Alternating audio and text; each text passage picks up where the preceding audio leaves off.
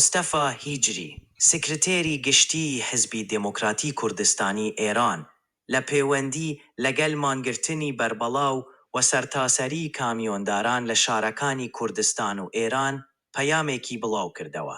دەقی پەیامەکە بەم چشنەیە: مانگرتنی بەرین و سەرتاسەری کامیۆنداران کە لە کۆتاییەکانی مانگی بانەمەردا دەستی پێکرد، ئێستا زیاتر لە 100 چیساری ئێرانی گرتووەتەوە.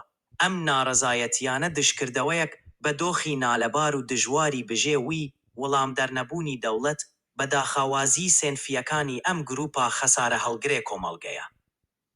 ئەم مانگرتنانە ئێستا بوونەتە هەوێنی یەکێک لە بەربەڵاوترین ناڕەزایەتیە سێنفیەکانی و یەکێک لە بەرینترین شێوەکانی بەرخۆدانی مەدەنی لە بەرامبەر سەرەرۆیی حکوومەتی کۆماری ئیسلامی. هاوکات لەگەڵ پەرەسەندنی پانتایی جۆگرافیایی ئەم ناڕەزایەتیانە، ناوەندە ئەمنیەتیەکان ڕوانگەی هەمیشەیی سەرکوت، دەست بەسەرکران و هەڕەشە لە مانگرتوانیان لەبەرگرتووە. بەیاننامەی سەندیکای کامیۆنداران و شۆفێرانی سەرتاسەری ئێران بە دروستی دەست بەسەرکران و هەڕەشە لە مانگرتوانی بە نیشانەیەک لە دەستەوەستانی حکوومەت لە بەرامبەر شەپۆلی خڕۆشاوی دادخوازی یی خەڵکی وەزاڵە هاتوو زانیوە. ئێمەش پشتیوانی تەواو لەم مانگرتنانە هیوادارین باقی گروپەکانی کۆمەڵگە بە تەنیا بەجێیان نەهێڵن. مستەفا هیجری سکرتێری گشتی حزبی دموکراتی کوردستانی ئێران